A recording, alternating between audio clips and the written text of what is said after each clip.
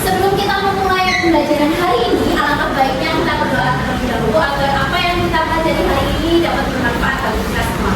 Silakan kepala kelas untuk memimpin doa. Ya, silakan. Sebelum memulai pelajaran hari ini, alangkah baiknya kita membaca doa dan pelajaran dengan lancar dan dengan doa.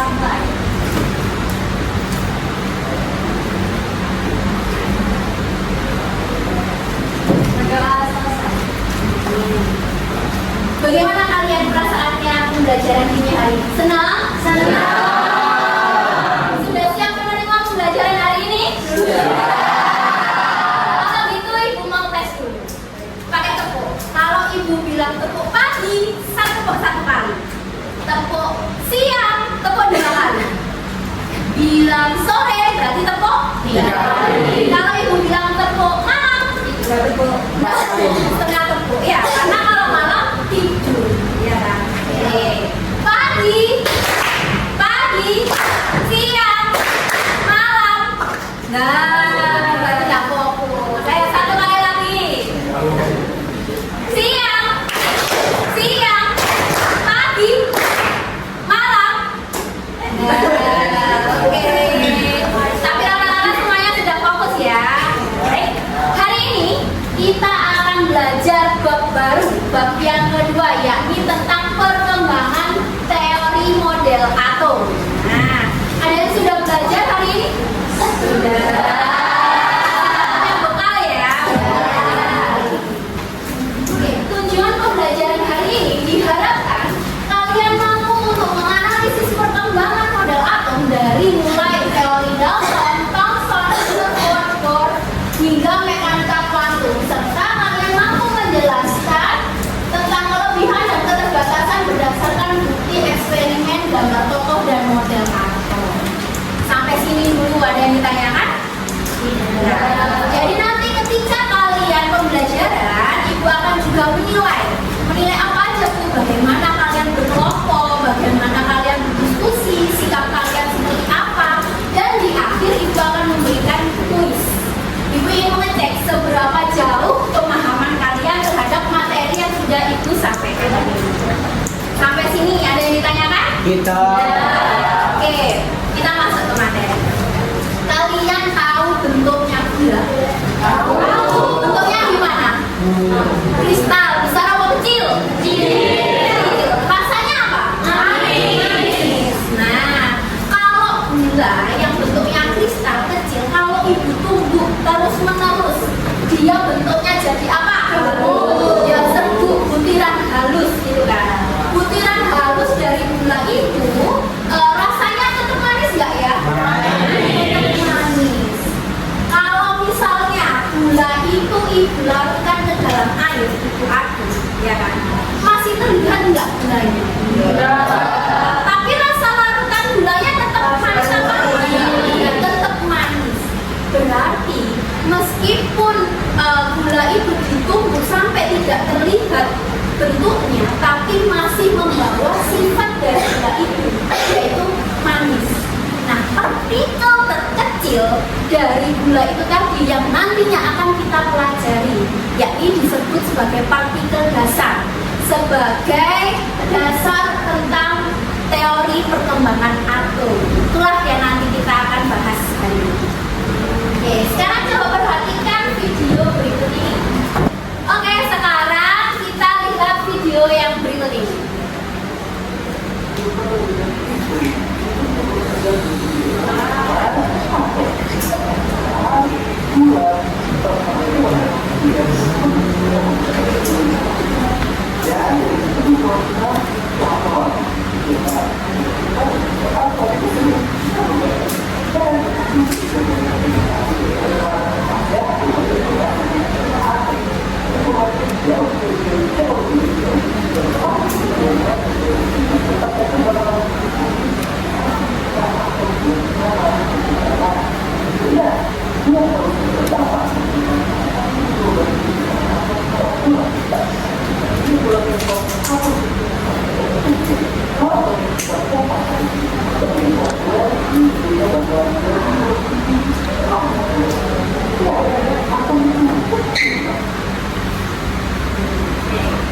Dari video yang tadi kita tahu bahwa atom dijelaskan besarnya seberapa?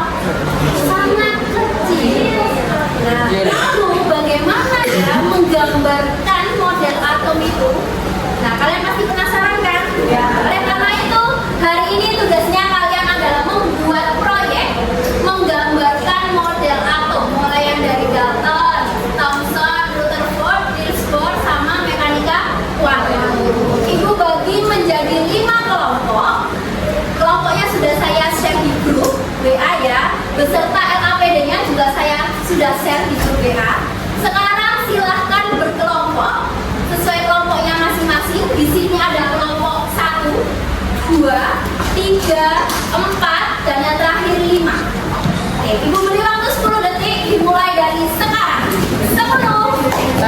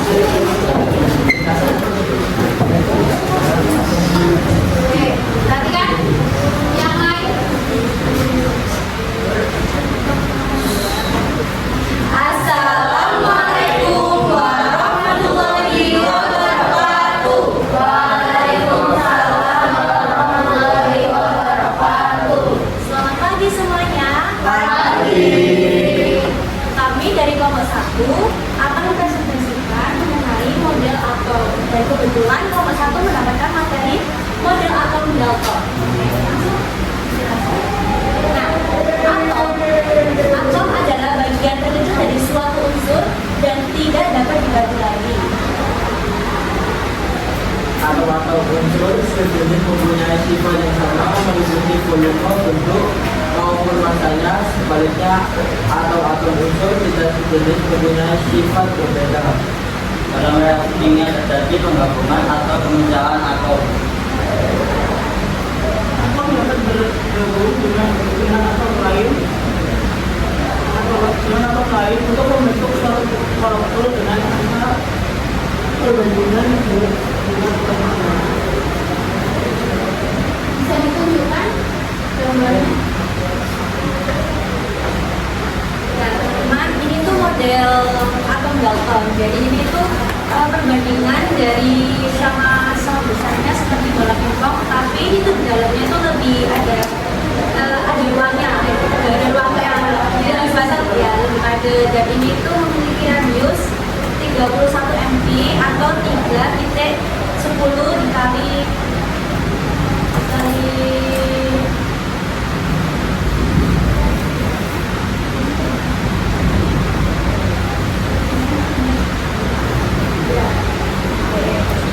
ada yang mau ditanyakan dari kelompok 1? Ada yang mau ditanyakan? Ya, boleh bertanya. Silakan.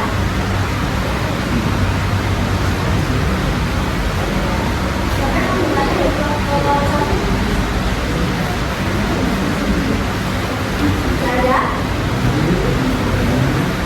Tidak ada yang mau bertanya? Ya udah, tidak apa-apa kalau ada yang mau bertanya. Oke, kita beri aplaus dulu untuk kelompok 1. Oke, saya jelaskan. Kelompok 1 sudah menjelaskan tentang apa ini? Teori model atom dari siapa? Dalton. Dalton itu bilang bahwa atom adalah benda yang terkecil yang tidak bisa dibagi lagi. Dia hanya bentuknya bulat, tidak berongga. Jadi di dalamnya ini tidak berongga, full padat, gitu kan? Jadi sebelum si Dalton itu ada namanya Demokritus. Demokritus itu melakukan percobaan.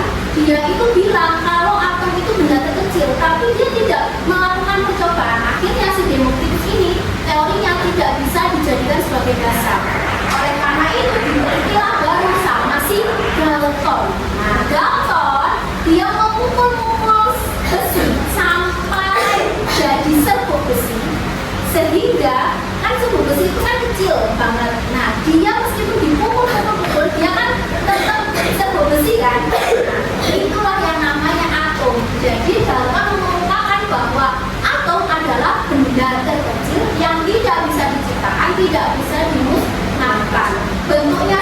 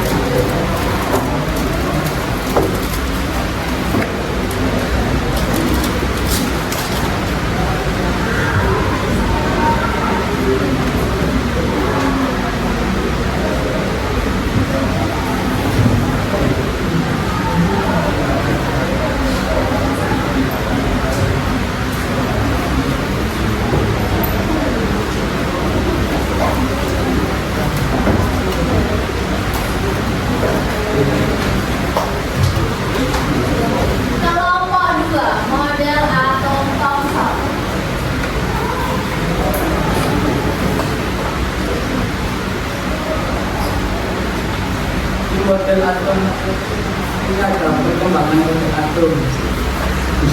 Model atom Thomson di latar belakangi penemuan sinar kathode yang kemudian dikenali sebagai partikel negatif atau elektron. Yang lain perhatikan. Model atom Thomson dikenal sebagai model atom Scotty-Kismis. Menurut Thomson, atom terdiri atas materi bermuatan positif bagi dalamnya sebar elektron bagaikan kismis dalam roti kismis. Secara keseluruhan, atom bersifat netral.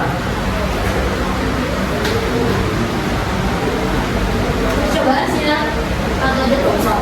Elektron ditemukan oleh Thomson pada tahun 1900. Penemuan elektron berkaitan dengan percobaan-percobaan tentang hama listrik melalui tabung hampa. Lalu percobaan tersebut dapat menunjukkan bahwa perdarahan ini disebabkan oleh suatu radiasi yang memancar dari permukaan kathode menuju anode. Radiasi ini disebut sinar kathode atau kemudian dinamakan elektron.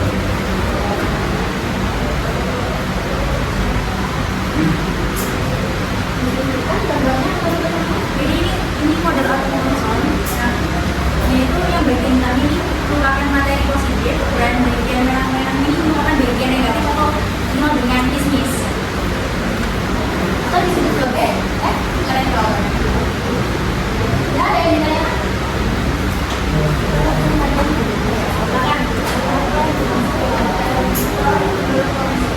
Partikel bermuatan negatif yang merupakan bagian dari atom serta lebih kecil dari proton. Oke, benar sekali ya jawabannya. Coba saya klarifikasi sekarang. Coba perhatikan. Sudah benar jawaban atau pemaparan yang dijelaskan oleh kelompok 2. Coba perhatikan. Tadi kan kalau Dalton dia hanya bola pejal hitam, gitu kan? Tapi dia tidak tahu itu isinya apa, gitu kan? Nah, oleh karena itu diperbarui sama si Thomson. Thomson dia pakai percobaan. Dia pakai percobaan dengan sinar katoda. Penjelasannya gini. Jadi di sini tuh ada katoda yang dialiri sama arus listrik sehingga dia memancarkan sinar yang menembus anoda. Nah, di anoda ini ada lubang. Akhirnya sinarnya ini merambat lurus. Kemudian sinarnya ini bisa terpecah. Nah, sinarnya ini kemudian diberi medan magnet. Ternyata ketika diberi medan magnet positif, kutub positif, dia itu sinarnya malah belok mendekati. Jadi kalau positif ada partikel sinar yang mendekati, berarti yang mendekati ini muatannya apa ya? Negatif. Ternyata kalau dikasih kutub negatif dia menolak. Berarti apa? Negatif kan? Nah, ternyata di atom itu menurut Rutherford, atom itu ada elektron yang bermuatan negatif tersebar di dalamnya. Jadi inti atom ini bermuatan positif. Nah, elektron yang berdasarkan percobaan ini tadi itu tersebar. Nah, ini berarti elektronnya bentuknya seperti roti kismis. Sampai sini ada yang ditanyakan? Enggak? Oke, bagus dari kelompok 2. Beri aplaus dulu untuk kelompok 2.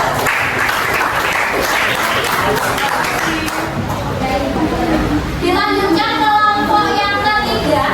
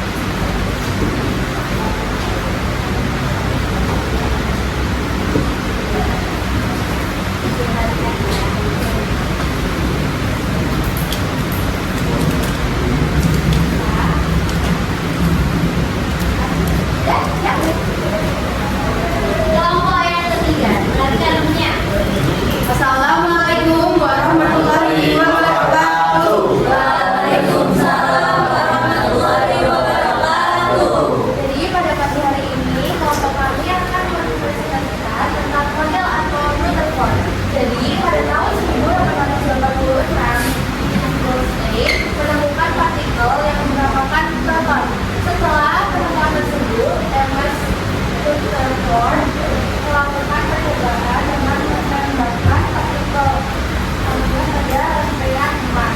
Jadi terus berdasarkan hasil percobaan tersebut, Rutherford menemukan model atom yang dikenal sebagai model atom tata surya.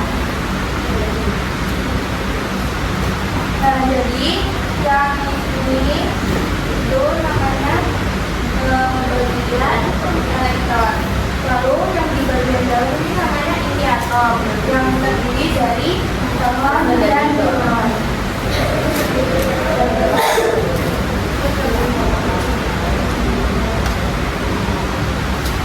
Selanjutnya ada percobaan penghamburan partikel alfa oleh Rutherford. Yang pertama di sini ada layar berlapis zinc sulfida yang dapat bergerak membuka. Lalu ada lemper emas tipis dan di sini ada berkas partikel alfa. Lalu ini ada sumber partikel alfa dan yang terakhir ada telat timbul. Hasilnya sebagian besar partikel alfa diteruskan karena melalui ruang hampa. Yang kedua, sebagian kecil partikel alfa dibelokkan karena mendekati inti atom. Dan yang terakhir, beberapa partikel alfa dipantulkan karena menuju inti atom bermuatan positif dan sangat kejam. Fakta ini tidak sesuai dengan model yang ditemukan oleh Thomson, yaitu atom digambarkan bersifat homogen di seluruh bagiannya, tidak mengindikasikan adanya bagian yang lebih padat.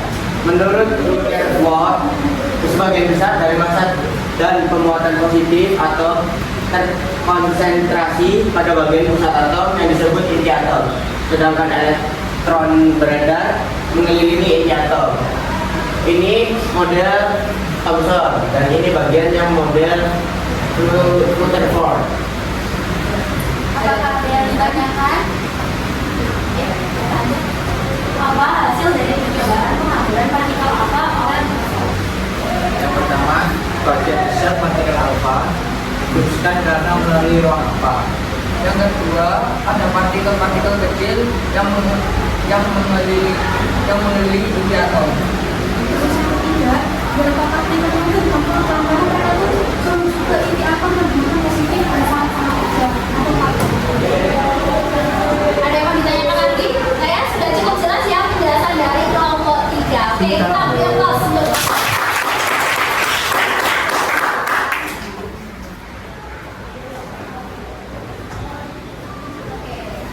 Saya akan konfirmasi. Jadi di kelompok 3 oleh Rutherford.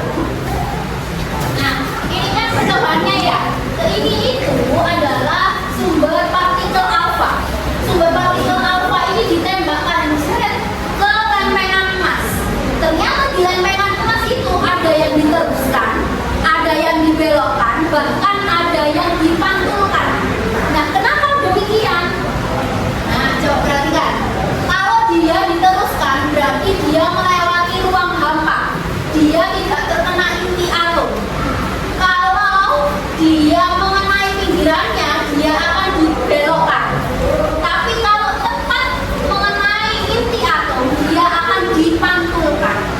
Nah, berarti dari Rutherford itu inti atom itu ternyata ada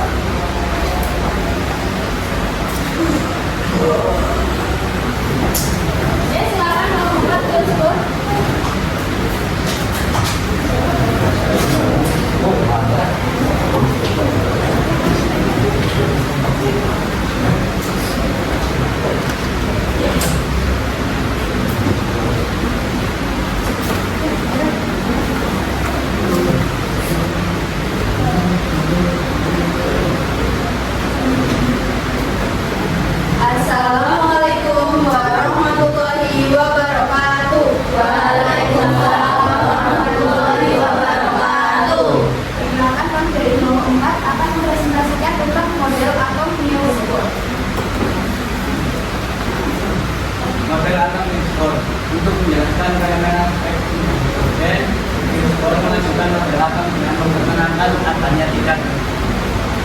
Satu, elektron yang berwarna negatif mengelilingi inti atom pada suatu lintasan tertentu yang stasioner. Dalam huruf kita tahu boleh semakin jauh letak poin dari inti, semakin tinggi tingkat energinya. Yang kedua, selama bergerak elektron tidak kira atau memancarkan energi. Dalam huruf energi elektron konstan. Elektron dapat berpindah dari satu tingkat energi ke tingkat energi lainnya. Jika berpindah ke tingkat energi yang lebih tinggi, elektron akan menyerap energi. Sebaliknya, jika beralih ke tingkat energi yang lebih rendah, elektron akan memancarkan energi.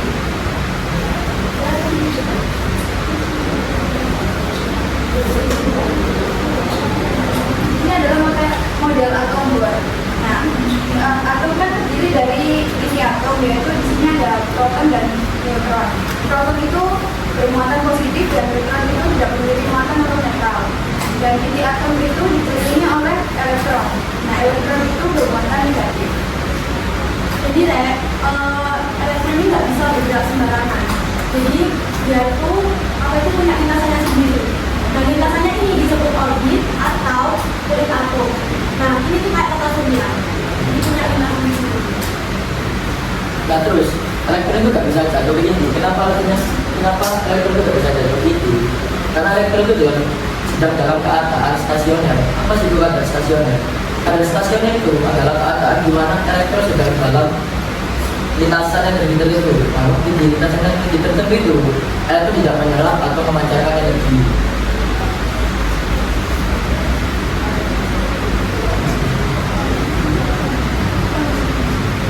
Apakah ada yang mau ditanyakan? Ya, silakan bertanya. Jadi, mengapa energi elektron semakin besar kalau kita semakin jauh dari ini? Jadi, kenapa elektron itu semakin jauh semakin besar energinya? Itu karena kan daya tariknya itu semakin melemah. Jadinya elektron ini jadi mudah dilepas, jadi lebih mudah lepas. Ada lagi? Saya rasa cukup ya. Kelompok 4 sudah sangat jelas penjelasannya. Oke, beri apa dulu untuk kelompok 4?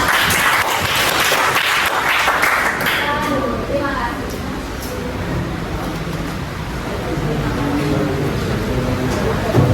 Nah ya, yang sudah dijelaskan dari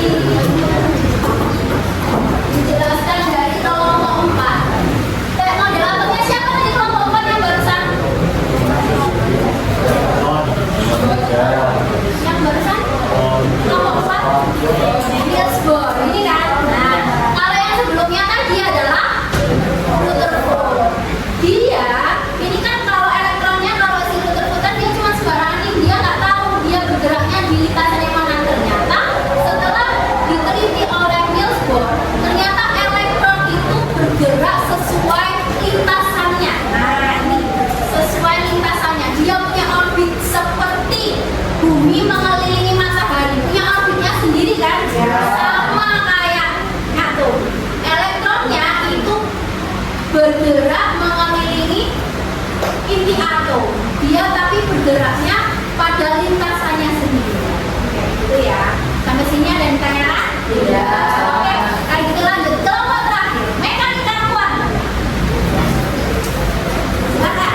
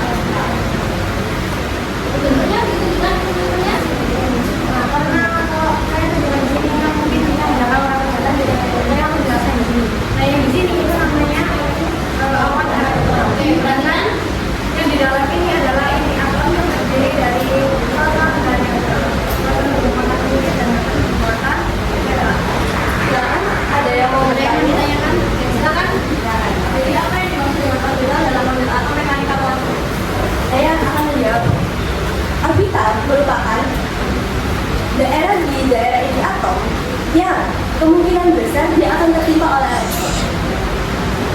Gitu.